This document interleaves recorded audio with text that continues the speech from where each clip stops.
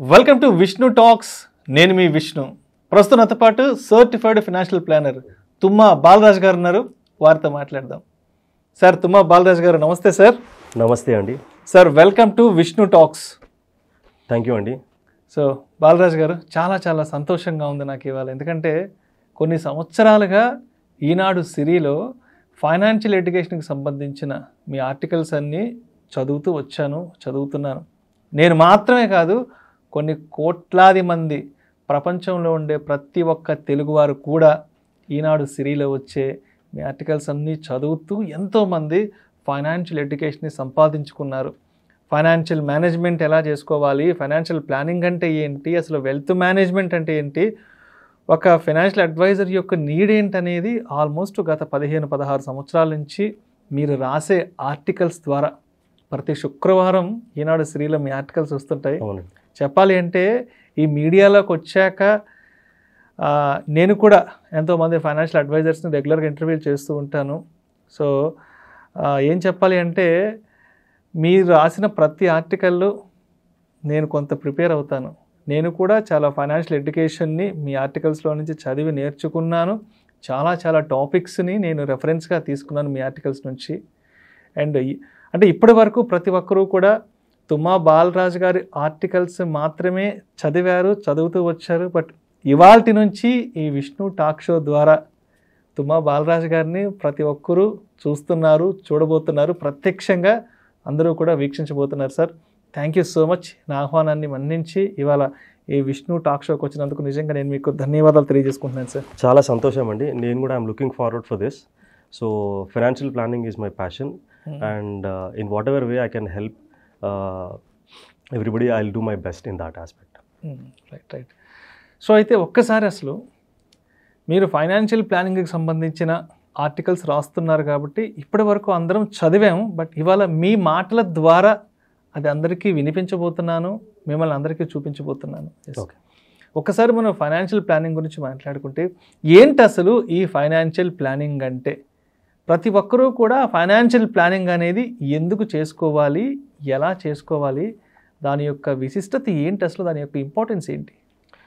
Financial planning అంటే మనం కష్టపడి సంపాదించిన డబ్బుని జాగ్రత్తగా ఇన్వెస్ట్మెంట్ చేసుకొని మన లక్ష్యాలు ఏమైతే ఉంటాయో, మన గోల్స్ ఏమైతే ఉంటాయో వాటిని తీర్చుకోవడాన్ని మనం ఫైనాన్షియల్ ప్లానింగ్ అంటాం.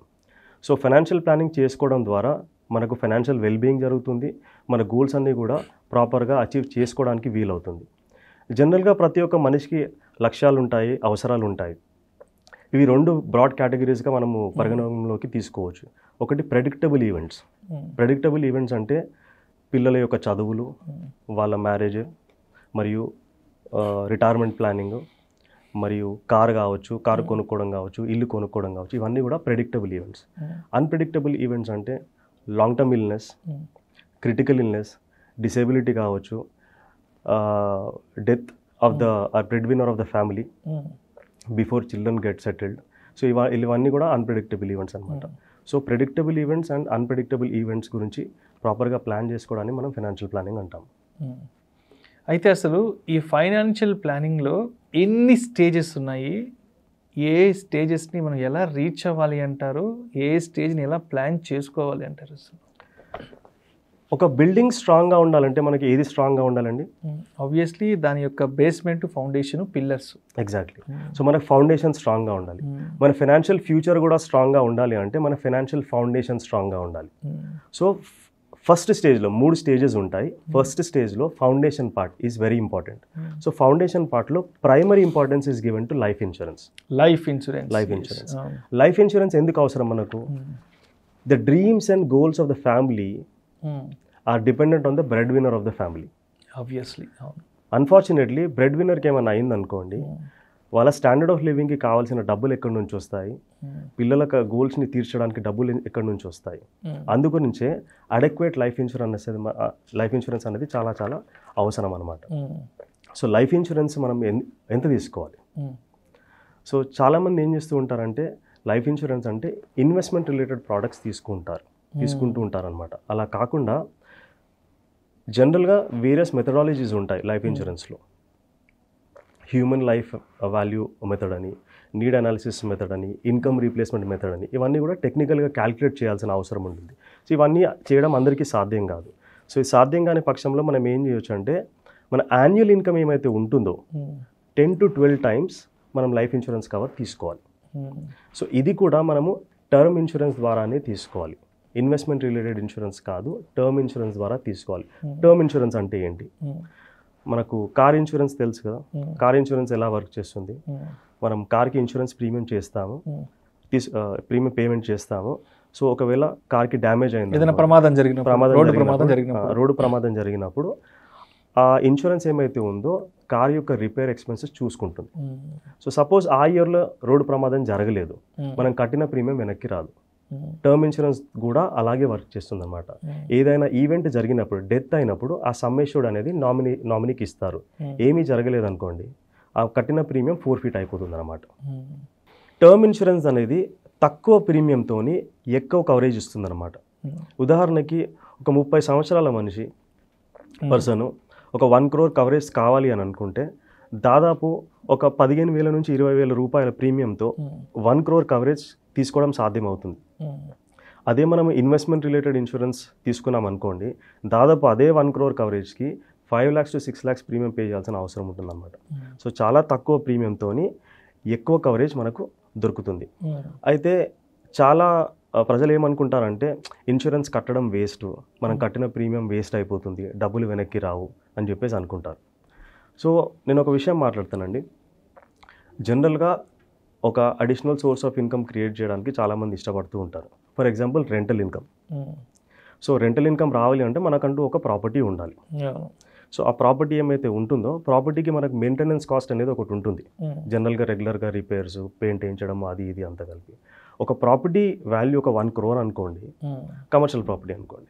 సో ఆ 1 crore ప్రాపర్టీ ఏమైతుందో దానికి మెయింటెనెన్స్ కాస్ట్ దాదాపు 0.5 to 1% of the property value on an average annual వస్తుంది అనమాట. ప్రతి సంవత్సరం రాకపోవచ్చు, 3-4 సంవత్సరాలకు ఒకసారి రావచ్చు అనమాట. అవన్నీ మీరు యావరేజ్గా క్యాలిక్యులేట్ చేసుకుంటే దాదాపు 50,000 నుంచి 1,00,000 రూపాయల వరకు వస్తుంది. కానీ టర్మ్ ఇన్సూరెన్స్ ద్వారా మనం ఇన్స్టెంట్గా ఆ property fraction of the maintenance కాస్ట్ని క్రియేట్ చేయొచ్చు. నేను చెప్పాను కదా ఇంతకుముందు 15,000 రూపాయలు ప్రీమియం పేమెంట్ చేసి 1 crore protection can be given to the family. Unfortunately, something happens to the breadwinner of the family, this 1 crore is guaranteed to the family. కానీ మనకు అక్కడ రెంటల్ ఇన్కమ్ రావాలి అని అంటే 1 crore ప్రాపర్టీ మన దగ్గర ఉండాలి. దాంతోపాటు ఎవ్రీ ఇయర్ మనం మెయింటెనెన్స్ కాస్ట్ కూడా పే చేస్తాం. So this is something which will be really helpful to the family. So అయితే టర్మ్ ఇన్సూరెన్స్ తీసుకునేటప్పుడు కొన్ని జాగ్రత్తలు మనం తీసుకోవాలన్నమాట. ఒకే కంపెనీ ద్వారా మనం డిపెండ్ అవ్వకుండా మంచి క్లెయిమ్ సెటిల్మెంట్ రికార్డ్ గల 2 కంపెనీలను ఎంచుకొని ఇన్సూరెన్స్ కవర్ని డివైడ్ చేసి తీసుకోవాలి. ఎందుకు తీసుకోవాలి అలా? సపోజ్ మనం ఒకే కంపెనీ ద్వారా తీసుకున్నాం అనుకోండి, due to certain reason claim reject అయింది అనుకోండి, సో ఫ్యామిలీకి డబ్బులు వచ్చే అవకాశం ఉండదు. అదే 2 కంపెనీల ద్వారా మనం తీసుకున్నాం అనుకోండి, ఒక కంపెనీ క్లెయిమ్ సెటిల్ చేయొచ్చు, ఇంకో కంపెనీ క్లెయిమ్ సెటిల్ చేయకపోవచ్చు. అప్పుడు మనం ఇన్సూరెన్స్ ఓంబుడ్స్మన్ దగ్గరికి వెళ్ళడానికి అవకాశం ఉంటుంది. ఒకే టైంలో 2 పాలసీలు తీసుకున్నాము, ఒక కంపెనీ సెటిల్ చేసింది, మీరెందుకు సెటిల్ చేయలేదంటే మన కేసు స్ట్రాంగ్గా ఉంటుంది, మనకి అది కూడా క్లెయిమ్ సెటిల్ అయ్యే అవకాశం ఉంటుంది. ఎందుకంటే సింగిల్ పాలసీ తీసుకున్నాం అనుకోండి, క్లెయిమ్ సెటిల్ అవ్వకపోతే ఫ్యామిలీ దగ్గర డబ్బులు ఉండవు. At least half of the amount ఒక కంపెనీ నుంచి వస్తే family will be able to take care of their expenses అనమాట. సో అట్లీస్ట్ 3 సంవత్సరాలకు ఒకసారి మన లైఫ్ ఇన్సూరెన్స్ కవర్ అనేది మనము రెగ్యులర్గా రివ్యూ చేసుకోవాలి, అట్లీస్ట్ 3 yearsకి ఒకసారి. అండ్ లైఫ్ ఇన్సూరెన్స్ తీసుకునేటప్పుడు మనము ముఖ్యంగా మెడికల్ రిలేటెడ్ ఏమైతే ఇన్ఫర్మేషన్ ఉంటుందో అది ఖచ్చితంగా మనము ప్రొవైడ్ చేయాల్సిన అవసరం ఉంటుంది. అండ్ చాలా ఇంపార్టెంట్ అనే విషయం ఏంటంటే నామినేషన్ మనము ఇన్సూరెన్స్ కవర్లో ప్రొవైడ్ చేయాలి. ఇన్సూరెన్స్ పాలసీలో నామినేషన్ ప్రొవైడ్ చేయాలి. సో నామినీ అంటే నామినీకి డబ్బులు వస్తాయి. In case of any unfortunate event happening నామినీకి డబ్బులు వస్తాయి, కానీ నామినీ డబ్బులు వాడుకునే అర్హత ఉండదు. Nominee can only receive the money, nominee doesn't have the authority to use that money. So insurance ద్వారా వచ్చిన డబ్బులు ఏమైతే ఉంటాయో క్రెడిటార్స్కి కూడా హక్కు ఉంటుందన్నమాట. ఇలాంటి సందర్భాన్ని మనం అవాయిడ్ చేయాలి అని అంటే నామినేషన్ ఏమైతే ఉంటుందో, ఒకవేళ స్పౌస్ని కనుక నామినేట్ చేయాలనుకుంటే మ్యారీడ్ ఉమెన్స్ ప్రాపర్టీ యాక్ట్ కింద నామినేషన్ చేస్తే ఇలాంటి ఇబ్బందులు ఏమీ లేకుండా ఆ డబ్బులు వైఫ్కే వెళ్తాయి అన్నమాట. సో ఇలాంటి జాగ్రత్త మనం లైఫ్ ఇన్సూరెన్స్ కవర్లో తీసుకోవాలి. లైఫ్ ఇన్సూరెన్స్ అయిపోయిన తర్వాత ఫస్ట్ స్టేజ్లో ముఖ్యమైనది health insurance cover. Okay. So ఈరోజు మనం కోవిడ్ పీరియడ్లో చూసాం. సో ఒక 3-4 days ఆర్ 1 week హాస్పిటలైజ్ అయితే దాదాపు లక్షల్లో మనకు హాస్పిటల్ ఎక్స్పెన్సెస్ చాలా మంది ఆస్తులు అమ్ముకోవాల్సి వచ్చింది, ఎస్పెషల్లీ కోవిడ్లో. కోవిడ్లో ఆస్తులు అమ్ముకోవాల్సిన అవసరం వచ్చింది. చాలా మంది ఆర్థికంగా వెనుకబడిపోయారు. సో మనకు ప్రాపర్ హెల్త్ ఇన్సూరెన్స్ కవర్ కూడా చాలా చాలా అవసరం అనమాట. సో చాలా మంది కార్పొరేట్ ఎంప్లాయీస్ ఏమైతే ఉంటారో మాకు గ్రూప్ హెల్త్ ఇన్సూరెన్స్ ఉంది కదా, మేము సపరేట్గా హెల్త్ ఇన్సూరెన్స్ కవర్ ఎందుకు తీసుకోవాలని అంటారు. గ్రూప్ హెల్త్ ఇన్సూరెన్స్ ఎప్పటి వరకు వర్క్ చేస్తుంది? ఆ కంపెనీలో మనం పనిచేసే రోజు వరకు మాత్రమే పనిచేస్తుంది అది. ఎగ్జాక్ట్లీ. ఒక్కసారి లెఫ్ట్ అయ్యి వచ్చామంటే సో ఆ కవరేజ్ ఉండదు మనకు. సో ఇంకా వేరే కంపెనీలో జాయిన్ అవ్వడానికి మనకు కొంచెం టైం పట్టవచ్చు.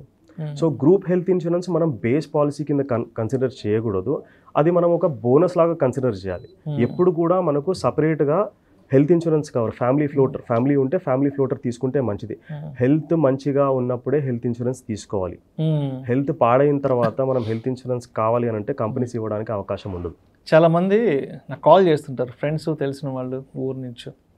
విష్ణు, మా డాడీకి యాక్సిడెంట్ అయింది, నాకు ఒక ఇన్సూరెన్స్ కావాలి, నాకెవరన్నా ఒక మంచి ఇన్సూరెన్స్ ఏజెంట్ని పర్సన్ అటాచ్ చేయమంట అడుగుతుంటారు. అంటే అందరూ అన్ని విషయాలు తెలుసుకుంటారు కానీ ఒక ఇన్సూరెన్స్ విషయానికి వచ్చేటప్పటికి ఏది తెలుసుకోరు. ఇన్సూరెన్స్ అనేది అన్నీ బాగున్నప్పుడు మాత్రమే తీసుకోవాలి, అన్నీ బాగున్నప్పుడు మాత్రమే ఆ కంపెనీ మనకి ఇన్సూరెన్స్ ఇస్తుంది. చాలామంది మదరో ఫాదరో ఏదైనా అన్సర్టనిటీ ఏర్పడి హాస్పిటల్లో బెడ్ మీద ఉన్నప్పుడు కాల్ చేస్తారు, సార్ మాకు ఒక 1 కోటి రూపాయలు హెల్త్ ఇన్సూరెన్స్ కావాలి, ఒక 50 లక్షలు కావాలని. అంటే నిజంగా అంటే అటువంటి వాళ్ళకి ఏం చెప్పాలో అర్థం కాదు అసలు. అంటే ఎందుకు అంత చిన్న విషయం పట్ల కూడా అవగాహన తెచ్చుకోలేకపోతున్నారు అర్థం కాదు సార్ అది.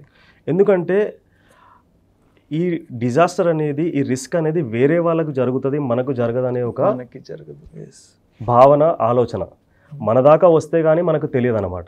అందుగురించే హెల్త్ మంచిగా ఉన్నప్పుడు హెల్త్ ఇన్సూరెన్స్ తీసుకోవాలి, యంగ్గా ఉన్నప్పుడు మనం లైఫ్ ఇన్సూరెన్స్ తీసుకోవాలి.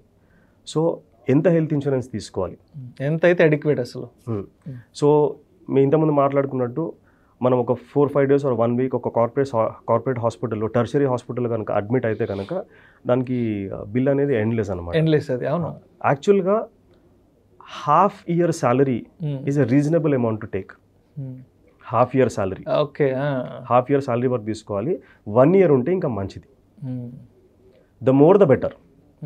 సో మనము బేస్ పాలసీ ఏమైతే ఉంటుందో, ఫ్యామిలీ ఫ్లోటర్ ఏమైతే ఉంటుందో అది తీసుకోవాలి అని అంటే ప్రీమియం కొంచెం ఎక్కువగా ఉంటుంది అనమాట.